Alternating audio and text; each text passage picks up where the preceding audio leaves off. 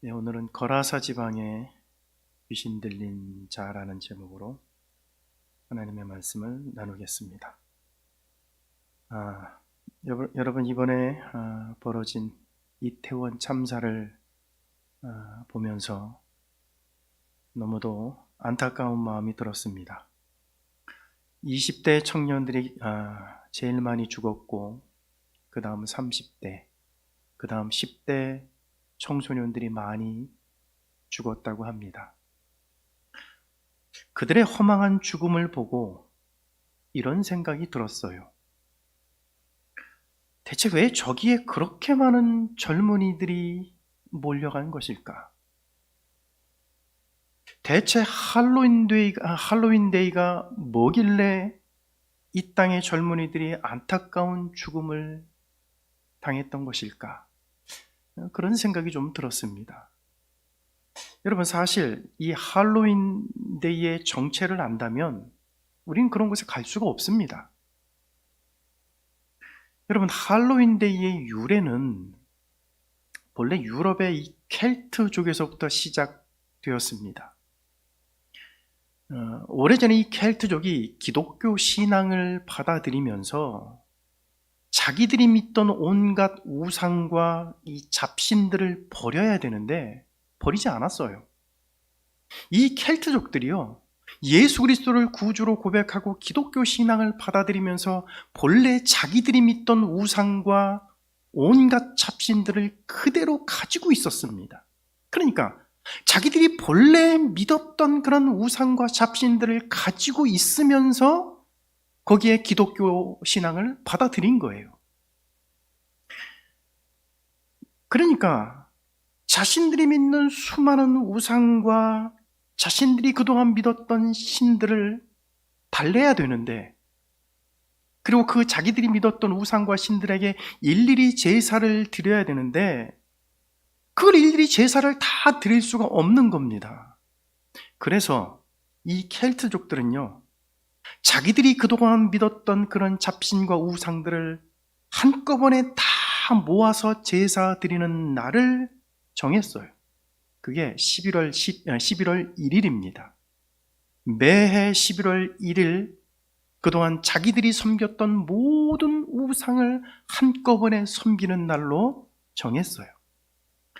그리고 그 전날 10월 31일에, 그러니까 10월 말일이죠. 10월 말일에 축제를 열었는데 그것이 할로윈데이예요. 자기들이 믿는 우상을 한꺼번에 다 섬기는 날을 정해놓고 그 전날 그 전날 축제를 열었는데 그게 할로윈데이라고요. 여러분, 영적으로 보면 온갖 귀신들을 다 섬기는 날이에요. 그 날이요.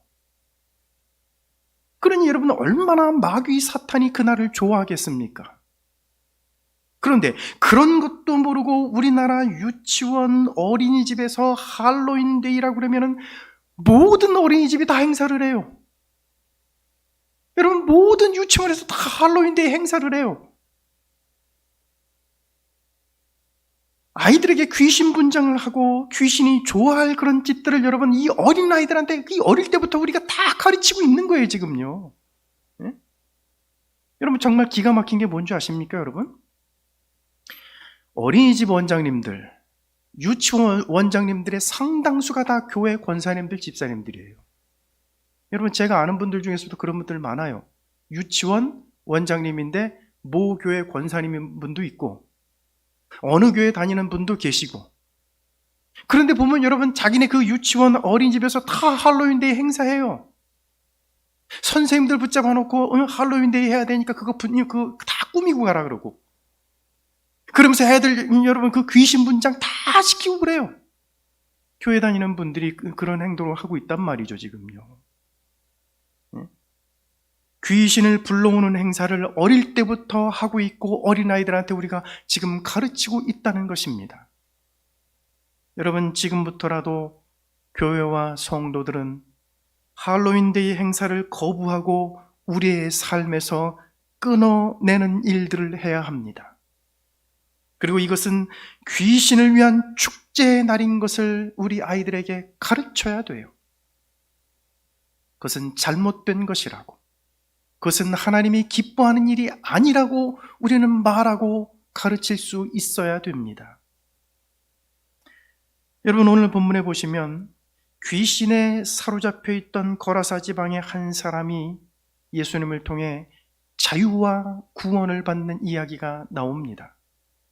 자, 그렇다면 여러분, 그 사람의 이야기를 통하여 오늘을 사는 우리에게 주시는 하나님의 말씀은 무엇일까요? 오늘 이 본문을 통해서 우리가 배워야 하는 영적 교훈은 무엇이겠습니까? 첫째는요, 한 영혼을 구원하기 위한 노력과 수고가 있어야 된다는 거예요. 여러분, 본문이 시작되고 있는 1절에 보면 이런 말씀이 나와요. 예수께서 바다 건너편 거라사인의 지방에 이르러, 이런 말로 오늘 본문이 시작되고 있습니다. 예수께서 거라사인이 사는 땅으로 오시기 위해 바다를 건너 오셨습니다. 여러분, 이 땅은 당시 로마의 통치 영역 안에 있었던 이방인의 땅이었습니다. 그리고 바로 여기서 귀신에게 몸과 영혼과 전인격을 송두린 채 사로잡혀 끔찍한 고통을 받고 있었던 한 사람을 치유하고 회복하는 이야기가 오늘 본문에 나오고 있습니다. 자, 그런데 여러분, 이 사건이 우연히 일어난 사건이 아니라는 데 우리는 주목할 필요가 있습니다. 예수께서 배를 타고 우연히 바다를 건너간 것도 아니었고, 거기서 우연히 귀신 들린 사람을 만난 것도 아니었어요. 예수님이 바다 건너편 거라사인이 사는 땅으로 가려고 했던 것은 처음부터 주님의 뜻이었고 주님의 계획이었습니다. 여러분, 마가복음 4장 35절에 보면 거기 이런 말씀이 나와요. 그날 저물 때에 제자들에게 이르시되 우리가 저편으로 건너가자 하시니. 여러분, 예수님이 뭐라고 말씀하십니까? 그날 날이 저물 때에 제자들에게 주님은 이렇게 말씀하셨어요. 우리가 저편으로 건너가자. 여러분, 우리가 저편으로 건너가자. 여러분, 이 저편이라고 하는 얘기는 바다 건너 거라사인의 땅을 말하는 것입니다. 예수님은 처음부터 바다 건너편 거라사인들이 사는 땅으로 가려고 하셨습니다. 그러니까 거라사인들이 사는 땅으로 가는 것은 처음부터 주님의 뜻이었고 주님의 계획이었다는 얘기예요. 그런데 바다 건너 저편 거라사인들의 땅으로 가자고 했던 그때, 여러분, 그때가 언제라고 말합니까? 그날 저물 때에. 그날 저물 때예요. 그날 날이 저무는 시간, 해가 뉘엿뉘엿 수평선 너머로 사라지고 이제 어둠이 내리기 시작했던 시간이었습니다.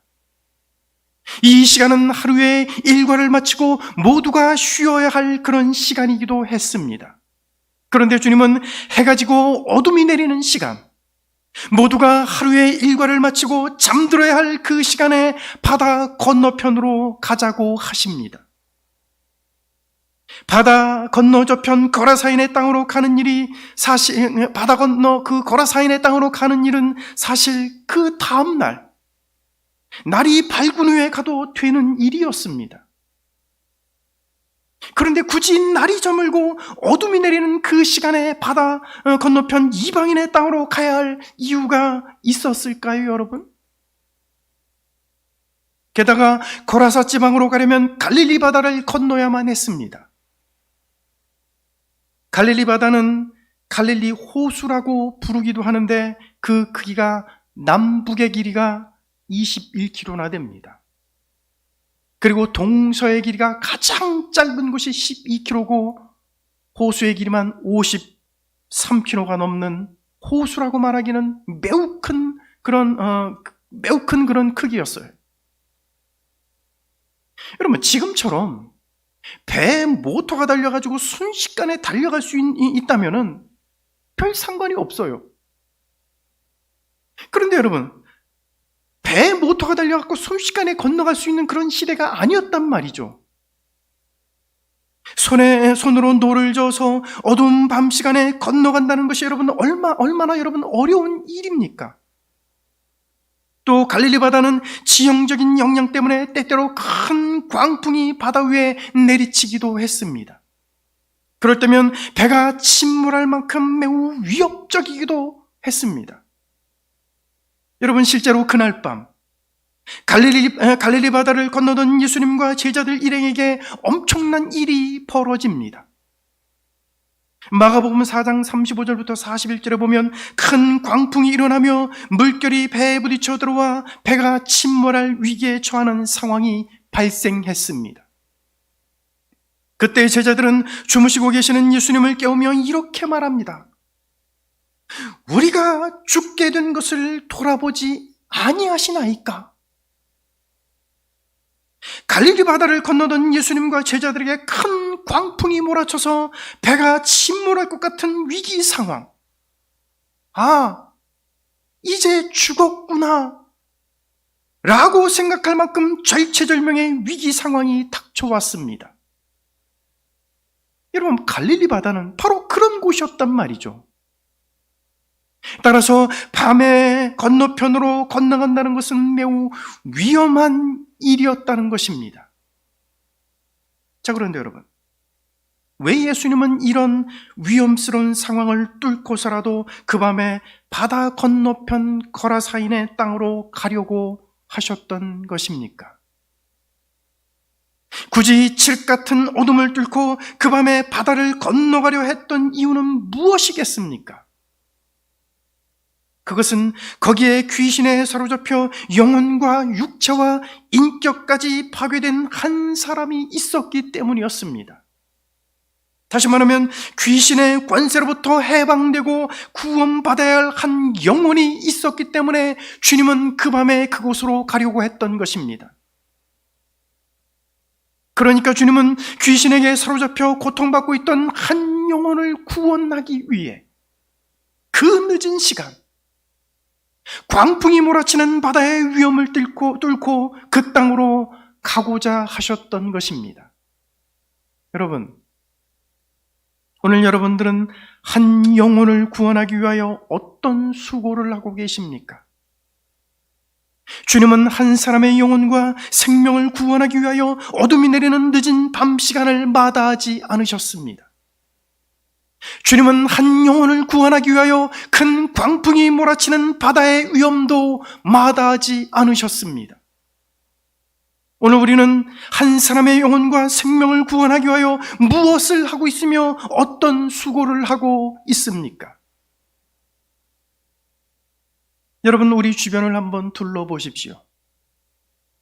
귀신에게 사로잡혀 고통받고 있는 사람, 감당하기 힘든 큰 병에 걸려 고통받고 있는 사람, 경제적인 문제로 고통받고 있으며 또 우리가 알지 못하는 여러 가지 문제로 큰 아픔과 시련을 겪고 있는 사람, 우리 주변에는 주님의 위로가 필요하고 구원이 필요한 사람들이 있습니다. 그들을 위해 기도하고 기회가 된다면 그들에게 찾아가 예수 그리스도의 생명을 전하는 성도들이 되어야 하지 않겠습니까, 여러분? 두 번째는,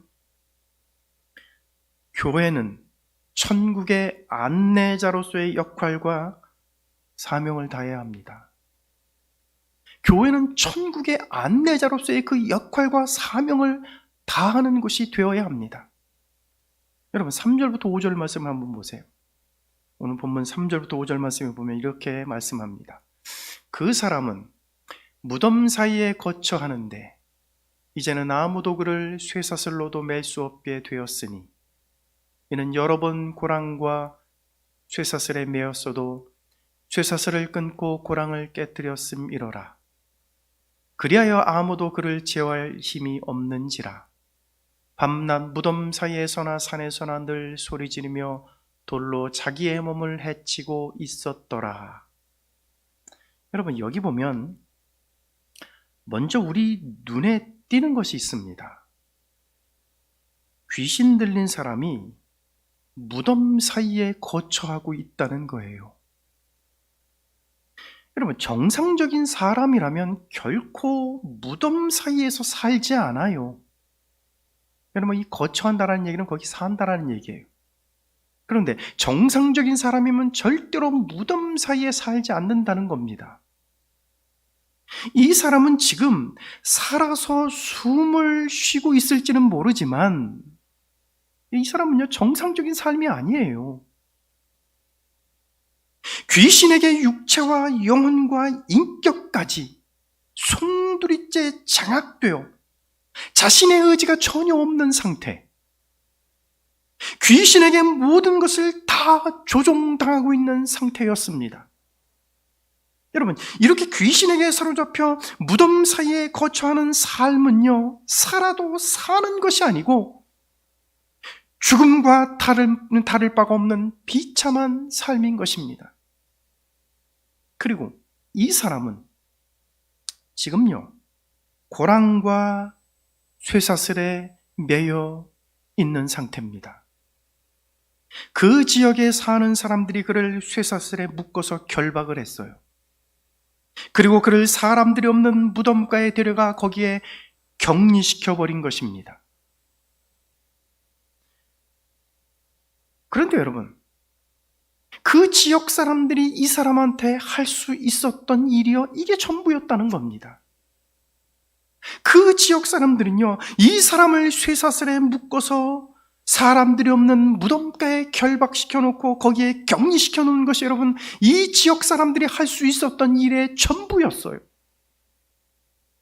그 지역 사람들은 귀신 들린 사람을 치유하고 회복시킬 능력이 없었다는 것입니다. 그 사람을 귀신으로부터 해방시켜줄 어떤 치료약도 없었으며 어떠한 힘도 없었습니다.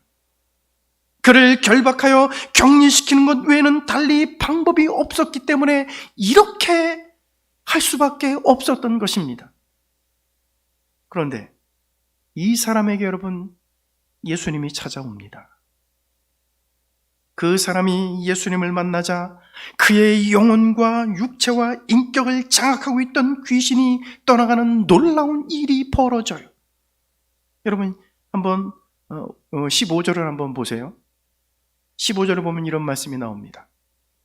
예수께서 이르러 그 귀신 들렸던 자, 곧 군대 귀신 집혔던 자가 옷을 입고 정신이 온전하여 앉은 것을 보고 두려워하더라. 여러분, 귀신 들렸던 사람이 예수님의 능력으로 정신이 온전하여졌어요. 그의 영혼과 인격이 온전한 모습으로 지금 돌아왔어요. 이제 그는 더 이상 쇠사슬에 결박되어 있지 않아도 됩니다. 더 이상 무덤 사이에 격리되어 지낼 필요가 없어졌어요. 예수 그리스도께서 그의 영혼을 귀신의 결박으로부터 해방시켜 주었기 때문입니다. 그를 장악하고 있던 귀신의 권세로부터 주님은 그를 자유케 하시고 그를 회복시켜 주신 것입니다. 사랑하신 여러분, 귀신에게 사로잡힌 이 사람을 보면서 오늘날 교회가 해야 할 일이 무엇인지 생각나게 합니다. 교회는 귀신에게 사로잡혀 영혼을 빼앗긴 자들에게 예수 그리스도의 이름으로 자유와 회복을 줄 수 있어야 합니다. 교회는 죽음의 그늘 아래 소망 없이 사는 사람들에게 참된 소망이 되시는 예수 그리스도를 증거할 수 있어야 합니다. 여러분, 이것이 교회의 본질적 사명이에요. 교회는 예배하는 공동체지만 교회는 또 다른 의미에서 선교하며 복음을 전하는 그런 공동체입니다. 여러분, 전도하고 계십니까? 여러분, 복음을 증거하는 삶을 살고 계십니까? 여러분, 저는요, 교회 다니는 분들이 전도하는 모습을 최근에 잘 못 봐요. 이단들은 엄청나게 전도를 합니다. 몰몬 교도들은 엄청나게 또 2명씩 짝져서 다니면서 여러분 전도를 해요. 근데 우린 여러분 전도를 잘 하지 않습니다, 이제는요. 여러분, 교회는 전도하는 공동체예요. 예배하며 예수 그리스도의 복음을 증거하는 공동체가 교회입니다. 예수님은 교회에 그렇게 할 수 있는 능력을 주셨어요. 여러분, 마태복음 16장 28절 19절에 보면 주님은 이렇게 말씀하십니다. 내가 네게 이르노니 너는 베드로라. 내가 이 반석 위에 내 교회를 세우리니 음부의 권세가 이기지 못하리라. 내가 천국 열쇠를 네게 주리니 내가 땅에서 무엇이든지 매면 하늘에서도 매일 것이요 내가 땅에서 무엇이든지 풀면 하늘에서도 풀리리라. 여러분, 주님은 교회에 천국 열쇠를 주셨습니다. 예수 그리스도를 주님이요 하나님의 아들이라고 고백하는 모든 성도들에게 주님은 천국 열쇠를 주셨습니다. 귀신에게 사로잡힌 자들과 하나님을 알지 못하는 수많은 영혼들에게 예수 그리스도를 소개하고 그들을 천국으로 인도할 열쇠는 교회에게만 주신 특권이자 능력이에요. 교회 외에 그 어떤 사람들에게, 그 어떤 단체에게 이런 능력과 이런 열쇠를 주지 않았어요. 교회만 가지고 있는 특권입니다. 성도들만 가지고 있는 능력과 특권이에요. 여러분, 이 천국 열쇠를 사용하여 수많은 사람들을 천국으로 인도하시기 바랍니다. 특별히 마치 죽은 자와 같은 인생을 사는 불쌍한 영혼들이 우리 주변에 있다면 그들에게 예수 그리스도를 소개해 주시길 바랍니다. 복음을 설명하기가 힘들다면 그냥 와 보라. 와 보라. 이거 한마디만 해도 괜찮아요. 여러분, 세 번째는요, 그리스도인은 경제적인 논리로 신앙생활을 하는 사람들이 아니에요. 여러분, 9절 10절을 한번 보세요. 9절 10절 한번 다 같이 한번 읽어볼게요. 9절 10절 시작. 이에 물으시되 내 이름이 무엇이냐? 이르되 내 이름은 군대니 우리가 많음이니이다 하고. 예수님이 귀신 들린 자에게 물었습니다. 내 이름이 무엇이냐? 그러자 이렇게 대답을 해요. 내 이름은 군대니이다. 내 이름은 군대니. 여러분, 여기 나오는 이 군대라는 말은요, 헬라어 성경 원문에 보면 레기온이라고 하는 말이에요. 무슨 말이냐면 이 단어는 본래 로마의 이 군대 용어로서 로마의 이 한 개의 군단을 의미하는 한 개의 군단을 가르칠 때 쓰는 용어입니다. 레기온, 로마의 한 개의 군단을 표현할 때 쓰는 용어예요. 그러니까 로마의 한 개의 군단은 몇 명으로 구성되어 있냐면 보통 6,000명으로 구성되어 있습니다. 물론 어떤 학자는 5,400명이라고 말하는 학자들도 있어요. 로마의 기병대를 중심으로 5,400명으로 구성되어 있기 때문에 5,400명이라고 말하는 사람도 있지만 5,000명이나 6,000명이나 대략 그 정도 된다는 거예요. 그러니까 여러분, 지금 이 한 사람에게 6,000이나 되는 엄청나게 많은 귀신이 지금 들어와 있다는 것입니다. 여러분, 이것이 믿어집니까? 한 사람의 몸속에 수천의 귀신이 들어올 수 있다는 것이 여러분 믿어져요, 여러분? 믿기 힘든 이야기지만 사실은 여러분 이것은 여러분 사실이고 충분히 가능한 이야기예요. 여러분, 중세시대에 중세시대 신학자들이 얼마나 많은 쓸데없는 논쟁을 했습니까, 여러분? 여러분, 교회의 뾰족한 그 철탑 위에 과연 천사는 몇 명이 앉을 수 있느냐? 여러분, 중세시대 신학자들이 이런 거 가지고 싸웠어요. 어떤 신학자들은 이 뾰족한 이 철탑은 꼭지점이 하나이기 때문에 하나밖에 거기에 올라올 수 없다. 어떤 신학자는 아니다. 천사들은 영적인 존재이기 때문에 수많은 천사가 이 철탑 꼭대기에 거기에 올라설 수 있다. 이거 갖고 싸웠어요. 여러분, 이 본문을 보면 한 사람의 영혼 가운데 수천의 귀신이 들어올 수 있다는 사실을 보여줍니다. 여러분, 누가복음 8장 2절에 보면 막달라 마리아가 7 귀신이 들렸던 여인이라고 소개하고 있어요. 여러분, 이렇게 한 사람의 영혼에, 한 사람의 육체 가운데 수많은 귀신들이 들어올 수 있습니다. 여러분, 지금 본문에 나오는 이 사람은 불행하게도 6천이나 되는 군대 귀신이 들어와 있는 상태예요. 그런데 그렇게 귀신들이 많아도 예수님 앞에서는 두려워 벌벌 떱니다. 그들은 결코 예수님을 이길 수가 없어요. 왜냐하면 예수님은 창조주 하나님이며 만왕의 왕이시고 만주의 주가 되시기 때문입니다. 그래서 귀신들은 그 사람에게서 나오라는 주님의 명령을 듣고는 자기들을 돼지에게로 들어가게 해달라고 요청합니다. 주님이 허락하자 귀신들이 그 사람에게서 나와서는 근처에 있던 2천마리나 되는 돼지떼에게로 들어가더니 바다를 향해 비탈길로 내리달아서 결국은 바다에서 다 몰사해 죽고 말았습니다. 그런데요, 그 다음에 정말로 어처구니 없는 일이 벌어집니다. 이 광경을 지켜보고 있던 돼지 치던 자들이요, 그러니까 목동들이죠. 이 광경을 지켜보고 있던 돼지 치던 자들이 읍내와 여러 마을로 달려가 지금 자기들이 눈앞에서 본 그 광경을, 여러 마을로 달려가 그 광경을 사람들에게 전해줬어요. 그러자 사람들이 달려와 귀신 들렸다가 회복된 그 사람들을 봐요. 사람들이 직접 달려와 자기들이 직접 그것을 확인하기 위해서 달려와서 직접 그 광경을 목격을 해요. 회복된 사람을 봅니다. 그리고 돼지떼가 몰사한 이야기를 듣고는 여러분, 그 사람들이 뭐라 그럽니까? 여러분 17절을 보세요. 이렇게 말합니다. 17절에 보면 그들이 예수께 그 지방에서 떠나시기를 간구하더라. 여러분, 정말 황당한 얘기 아닙니까? 예? 정말 이해할 수 없는 말을 지금 하고 있는 거예요. 귀신 들렸던 사람이 치유되고 회복된 것을 두 눈으로 목격했어요.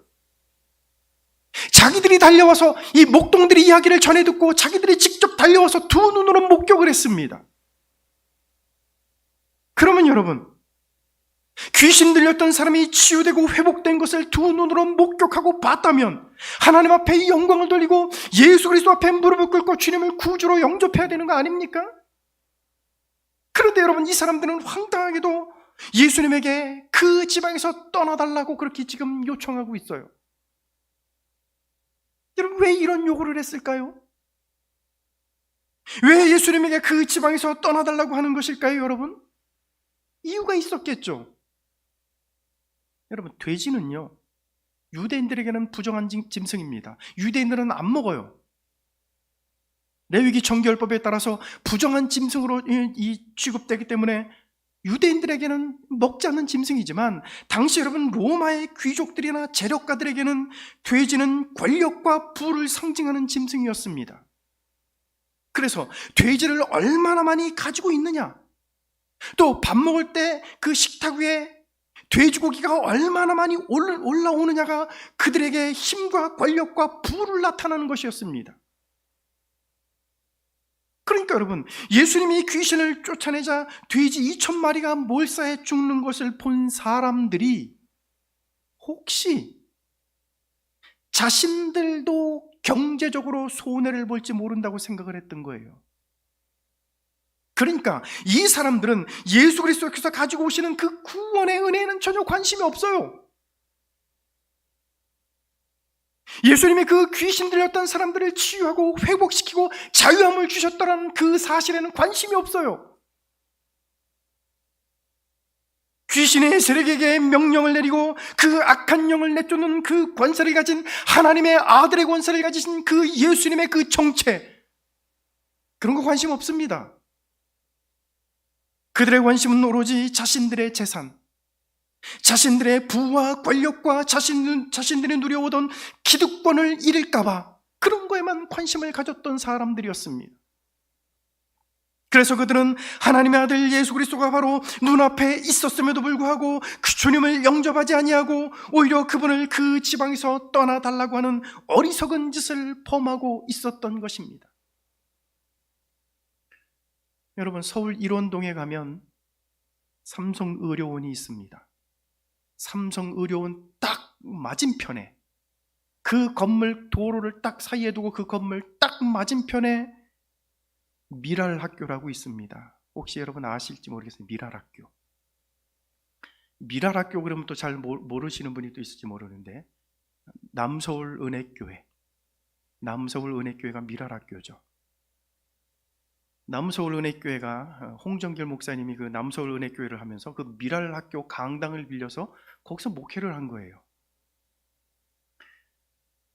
한 14년 전, 15년 전쯤에요. 제가 그 남서울 은혜교회를 초대를 받아서 한번 거기를 간 적이 있어요. 미랄학교에서 그 예배를 드리는 그 강당을 보니까 접이식 의자를 매 예배 때마다 500개씩 펴요. 여러분 생각해 보세요. 이런 장의자가 있는 게 아니라 그 미랄학교 강당을 빌려서 예배를 드린 거기 때문에 매 예배 때마다 접이식 의자요, 접었다 피는 거요, 그걸 500개를 핍니다. 그리고 예배가 끝나면 또 500개를 다 접어요. 제가 뭐라 그랬냐면, 야, 여기 있는 교역자들은 예배 때마다 그 500개의 의자를 폈다 접었다, 이거 보통 일이 아니겠네요. 제가 그 기억이 납니다. 음악 공연장과 세미나실이 참 잘 돼 있더라고요. 근데 제가 여러분 지금 뭘 얘기하려고 그러냐면, 그 미랄학교가, 여러분 그 미랄학교 여러분 장애인 학교잖아요. 이 미랄학교가 처음 설립될 당시에 지역 주민들이 엄청나게 반대를 했습니다. 당시 여러분 TV 9시 뉴스에 보도가 될 정도로 지역 주민의 반발이 대단했어요. 여러분 9시 뉴스에 나왔어요. 여러분 이유가 뭔지 아십니까? 장애인 학교가 들어오면 자기들이 사는 아파트 집값이 떨어진다는 거예요. 그래서 학교 설립을 주도했던, 그 당시 그 장애인 학교 미랄학교를 그 설립을 주도했던 한 목사님이 도저히 반대하는 사람들 때문에 이 학교를 지을 수가 없어가지고 도저히 안 되겠다 싶어가지고 반대했던 사람들 집을 일일이 다 찾아갔어요. 그 사람들을 설득하려고요. 일일이 다 찾아가서 집집마다 방문을 해서 주민들을 설득을 했는데요, 그 과정에서 놀라운 사실을 하나 발견했습니다. 반대하는 사람들 대부분이 다 교인들이라는 거예요. 집안에 권사 취임패가 있었고, 들어가니까요 집안에 권사 취임패가 딱 있는 거예요. 들어가니까 주일학교 모범 교사 상장이 액자에 딱 걸려 있는 겁니다. 들어가니까 교회에서 준 그 직분을 받았다고 한 그 패가 딱 거기에 걸려 있는 거예요. 교회에서는 권사라고, 집사라고, 직분 받았다고 큰소리치고 신앙생활 잘하는 것처럼 포장하고 있으면서 장애인 학교를 짓는 일에는 집값 떨어진다고 결사 반대를 했던 것입니다. 여러분, 장애인들이 누굽니까? 여러분, 사회적인 약자 아닙니까? 여러분, 성경을 보세요. 여러분, 하나님이 얼마나 사회적인 약자와 사회적으로 소외된 사람들을 사랑하고 아꼈는지. 여러분, 이들이요 거라사 지방 사람들하고 뭐가 다를까요? 경제적인 논리와 돈이 기준인 이 사람들이나 경제적으로 손해를 볼까봐 눈앞에 서 계신 예수님을 보고도 떠나달라고 요청한 거라사 지방 사람들이나 여러분 똑같은 사람들 아닙니까?